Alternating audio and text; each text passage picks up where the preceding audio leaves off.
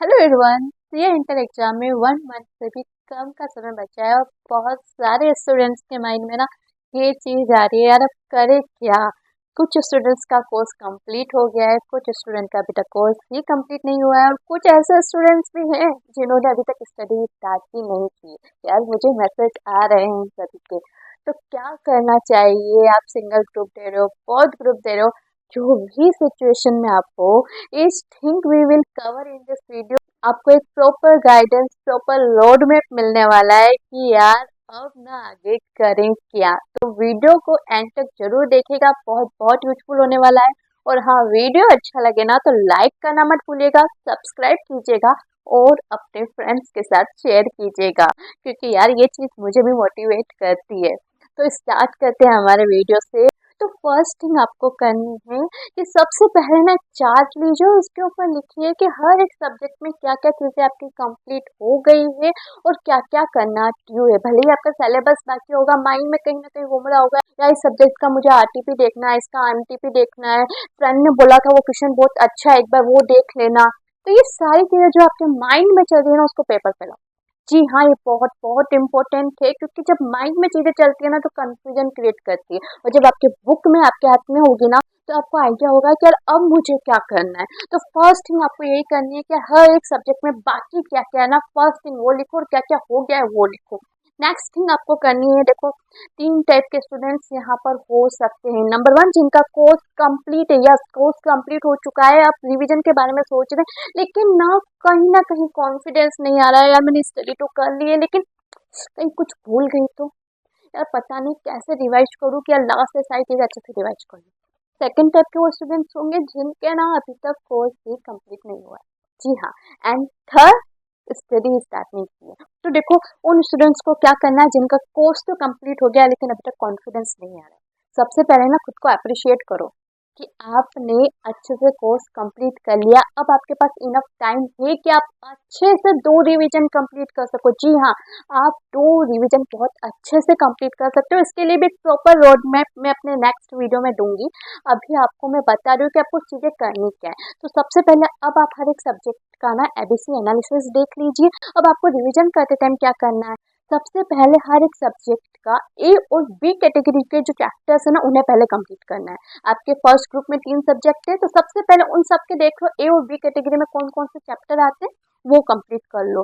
तीनों सब्जेक्ट के ए और बी कैटेगरी के चैप्टर्स कंप्लीट हो जाने के बाद आपको फिर स्टार्ट करने सी कैटेगरी के चैप्टर्स। क्योंकि देखो, जब आप स्टडी स्टार्ट करते हो ना, आपका माइंड बहुत फोकस होता है, आपको लगता है हाँ मुझे ये चीज़ें करनी है करनी है करनी है। जब आपके पास एनर्जी होती है कि नहीं यार मुझे कोर्स कंप्लीट करना है, उस समय आप उन चैप्टर्स पे फोकस कीजिए जो एग्जाम में आने ही है। तो ये आपको ना कॉन्फिडेंस देगा कि नहीं यार, जो चीजें एग्जाम में आनी ही है वो तो मैंने कंप्लीट कर ली है। अब सी कैटेगरी का कुछ छूट भी गया ना, then is okay. Next thing आपको करनी है, एक बार ए और बी कैटेगरी के जितने भी चैप्टर्स हो जाए ना, उसके बाद आपको क्या करना है, एक मॉक टेस्ट पेपर देखना है, एक प्रीवियस ईयर का पेपर देखना है हर एक सब्जेक्ट का। उसके बाद सी कैटेगरी के चैप्टर्स करने हैं। जब आप एक एमटीपी और एक प्रीवियस अटेम्प्ट का पेपर देख लोगे ना, आपको कॉन्फिडेंस आने लगेगा कि नहीं यार क्वेश्चन बन रहे हैं, और आपको एग्जाम का पैटर्न भी पता चल जाएगा। आरटीपी वगैरह एक बार ना देख लीजिए, फिर सी कैटेगरी पे जाइए। जो आप कह रहे हो ना कॉन्फिडेंस नहीं आ रहा है, ये ए और बी कैटेगरी वाला जो फॉर्मूला है ना आपको कॉन्फिडेंस देगा। नेक्स्ट थिंग, जब आप ए और बी कैटेगरी के चैप्टर्स कर रहे हो ना, उसमें आप नोट आउट करते जाइए यार कौन से पॉइंट पर आपको कंफ्यूजन हो रहा है, कौन से पॉइंट पे आप अटक रहे हो। इस टाइम पे आपको क्या करना है, फॉर एग्जांपल इस क्वेश्चन में मैं अटकी, ठीक है, तो फटाफट से उस पॉइंट में जो भी फॉर्मूला लग रहा है, जिस तरीके से वो चीजें सोल्व हो रही है ना, उसका अपना वीडियो बना लीजिए कि यार ये क्वेश्चन नंबर इसमें ये यहाँ पर ये प्रॉब्लम आ रही थी और मैंने इसको ऐसे सॉल्व किया है, फटाफट से बोलिए। और जब आप फाइनल रिवीजन कर रहे होगे ना, तब इन क्लिप्स को एक बार देख लोगे ना, तो जो भी डिफिकल्टी आपको आ रही थी, जिस चीज की वजह से आपको कॉन्फिडेंस नहीं आ रहा था, क्योंकि हर एक चैप्टर में 1-2 पॉइंट तो ऐसे होते हैं ना जिससे हमें डर लगता है, या फिर जिसकी वजह से हमें कॉन्फिडेंस ही नहीं आता पूरे चैप्टर पे, वही चीज आपने समराइज कर ली ना, तो एग्जाम टाइम पे बहुत बहुत अच्छा कॉन्फिडेंस आने वाला है। नेक्स्ट थिंग आपको करनी है, आपके पास जितने भी डेज बचे हैं, जब भी आप ये वीडियो देख रहे हो, ओके, तो उसमें जितने भी डेज बचे हैं, फॉर एग्जाम्पल आपके पास बचे हैं 26 डेज, ओके, तो 26 डेज में लास्ट में 6 डेज आपको निकालने हैं अगर आप फर्स्ट ग्रुप दे रहे हो तो, और आप अगर फोर्थ ग्रुप दे रहे हो तो लास्ट के 12 डेज आपको निकाल लेना है। इन डेज से पहले आपको आपका रिवीजन कंप्लीट कर लेना है। इन 12 डेज या 6 डेज में आपको करना क्या है, देखो क्या होता है, हम अपना लास्ट रिवीजन जब भी करते हो और जब हमारे एग्जाम का दिन होता है उस टाइम में बहुत गैप हो जाता है, जिसकी वजह से लास्ट के 1.5 डेज में आप उतने अच्छे से सारी चीजें रिवाइज नहीं कर पाते। तो जो लास्ट के हम 6 डेज और 12 डेज दे रहे हैं ना, हर एक सब्जेक्ट को 2 डेज देने हैं और ट्राई करना है इस 2 दिन में आपको हर एक चीज रिवाइज करनी है। जो हमने वीडियो क्लिप बनाई थी डिफिकल्ट टॉपिक वो आपको देखनी है। इससे क्या होगा ना, जब एग्जाम का दिन होगा और आपका लास्ट रिवीजन का जो दिन होगा उसमें ज्यादा गैप नहीं होगा, जिससे आप लास्ट के 1.5 डेज में फटाफट चीजें रिवाइज भी कर लोगे और चीजें आपके माइंड में आ रही होगी। क्योंकि यार बहुत लोगों के साथ ये होता है कि एग्जाम के एक दिन पहले सारी चीजें नई नई लगती, तो ये चीज आपके साथ नहीं होगी। और नेक्स्ट थिंग आपको करनी है, जो आप 6 डेज और 12 डेज दे रहे हो ना, इसमें 3 डेज एक्स्ट्रा दे देना आपके फर्स्ट पेपर के लिए। तो जो फर्स्ट पेपर हो गया उसमें टोटल आपको 5 डेज मिल गए। इस 5 डेज में आपको ट्राई करना है कि 3 डेज में आपको आपका पूरा कोर्स कंप्लीट कर लेना है।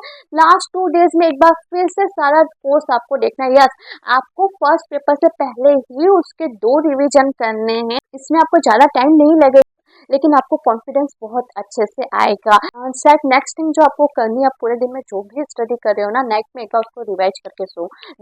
मुश्किल से हाफ एन आवर लगेगा, लेकिन आपकी चीजें माइंड में सेट हो जाएगी। नाइट में जब सोओगे ना, तो वो चीजें आपके माइंड में कहीं ना कहीं घूम रही होगी। जी हाँ, ये चीज होती है, जो हम पूरे दिन करते हैं ना, नाइट में हमारे माइंड में वही चीज चलती है। तो आप जो सोने से पहले कर रहे हो ना, वो तो आपके माइंड में बहुत अच्छे से घूमेगी और माइंड में अपने आप रिविजन हो रहा होगा।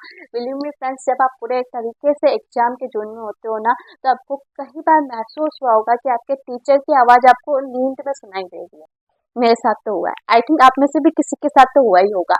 तो जब आप उस जोन में चले जाते हो ना, तो चीजें अपने आप आपको सारी चीजें रिवाइज होगी। नींद में भी जिस टॉपिक पे आपको डिफिकल्टी आ रही है, जो आपके कॉन्फिडेंस को लो कर रहा है, उसके एक बार रिविजन लेक्चर्स देख लीजिए, ट्राई कीजिए, समरी नोट्स बनाइए। एंड ये लास्टिंग तो हर एक स्टूडेंट को करनी चाहिए। फॉर एग्जाम्पल एडवांस अकाउंट का सब्जेक्ट है, तो ये सब्जेक्ट नंबर 1 का चैप्टर 1 में किस बुक से लास्ट डे रिवाइज करने वाली हूँ, चैप्टर 1 से मुझे कौन कौन से क्वेश्चन लास्ट डे में रिवाइज करने हैं, क्वेश्चन नंबर 2 करना है फॉर एग्जाम्पल, तो वो आप लिख दीजिए। चैप्टर 2 में आपको थ्योरी कहाँ से रीड करनी है, कौन से क्वेश्चन आपको लास्ट डे करके जाने हैं, ये सारी चीजें ना आप एक चार्ट में कॉपी में बना के लिख लीजिएगा। लो में आपको थ्योरी कहाँ से पढ़नी है, कौन से क्वेश्चन में डिफिकल्टी आ रही थी लास्ट डे, यानी एग्जाम के एक दिन पहले आपको देख के जाना है। यानी कि 1.5 डेज में आपको सारी चीजें कहाँ से स्टडी करनी है वो अभी से आपको डिसाइड कर लेनी है। जब आप सारी चीजें डिटेल में रीड करते हो ना, तो आपको पता होता है कि आपको कहाँ से अब स्टडी करनी है।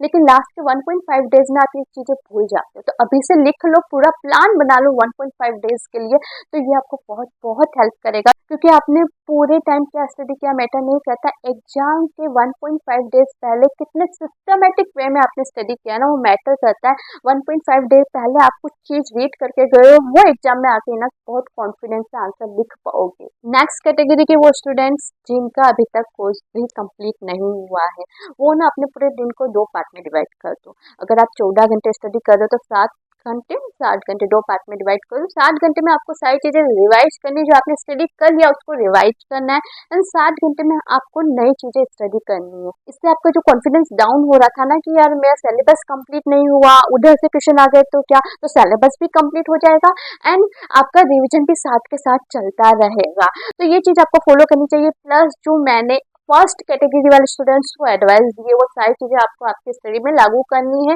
लेकिन हाँ, नए चैप्टर को आपको हाथों हाथ रिवाइज कर लेना है, क्योंकि अब फिर से रिवीजन करने का टाइम नहीं मिलेगा। तो जो भी आप स्टडी कर रहे हो, एक बार अच्छे से उसको रिवाइज कर लो न्यू टॉपिक को, ताकि फिर से आपको रिवाइज करने में टाइम ना देना पड़े। क्योंकि हम किसी चीज को एक बार डिटेल में स्टडी करते हो फिर रिवाइज करना उसी दिन, तो वो फटाफट से हो जाता है।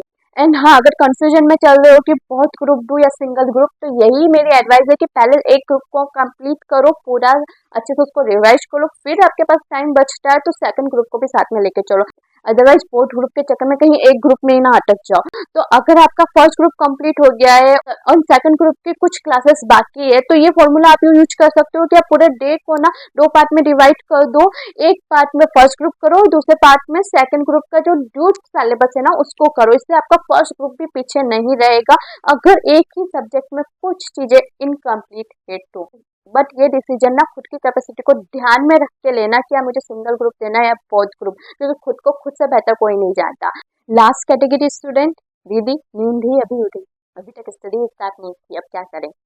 तो देखो इसमें भी 2 कैटेगरी के स्टूडेंट्स हो सकते हैं, जिन्होंने एक बार एग्जाम दिया है और किसी कारणवश अभी स्टडी स्टार्ट नहीं कर पाए। दूसरे, दीदी अभी तक कुछ स्टडी ही नहीं किया, खाली क्लासेस हुई है लेकिन कुछ स्टडी नहीं किया। तो देखो अभी भी इनफ टाइम है, अगर मन लगा के स्टडी करते हो तो आपका कुछ ना कुछ तो बन ही जाएगा। तो करना है क्या, स्ट्रेटेजी मैं आपको बताती हूँ। एक ग्रुप उठा लीजिए, 3 सब्जेक्ट है, एक सब्जेक्ट को आपको 100% कंप्लीट करना है। ऐसा सब्जेक्ट जो मेरा फेवरेट है, स्कोरिंग सब्जेक्ट, वो उठाना है, ठीक है। उसमें मेरी एग्जाम्शन पक्की। नेक्स्ट 2 सब्जेक्ट जिसमें 60 to 70% ही कोर्स मुझे कंप्लीट करना है, लेकिन कंप्लीट ऐसे करना है कि यार पास तो मैं हो ही जाऊंगी। एक कैटेगरी के जो चैप्टर्स है उन्हें पहले करना है, फिर बी कैटेगरी के चैप्टर्स। देखो पास होने की स्ट्रेटेजी बता रही हूँ, अगर अच्छे से फॉलो की तो इजीली पास हो जाओगे, लेकिन शर्त यही होनी चाहिए कि एक बार तुमने सारी चीजें स्टडी की है, ठीक है। तो पहले क्या टारगेट रखोगे कि यार एक सब्जेक्ट में 100% कवर, उसमें एग्जाम्शन आ गए, सेकंड में पासिंग मार्क्स तो मेरे आ ही जाएंगे। लास्ट कैटेगरी के स्टूडेंट एंड ये भी नहीं कर सकते और अभी तक क्लासेस भी सही से नहीं की है, तो मैं कहूँगी यार फिर भी एग्जाम दो, एटलीस्ट एक सब्जेक्ट को टारगेट करके एग्जाम दो, लेकिन एग्जाम दो, उसमें एग्जाम्शन लेके आ जाओ। नेक्स्ट अटेम्प्ट में बहुत बहुत हेल्प रहेगी, लेकिन आपको हार नहीं माननी है, कुछ तो करके ही जाना है। तो आई होप ये जो पूरा रोड मैप है आपको आपके स्टडी में रियली हेल्प करेगा। तो आज के वीडियो में इतना, तो मिलते हैं हमारे ऐसे किसी दूसरे वीडियो के साथ, तब तक के लिए बाय बाय।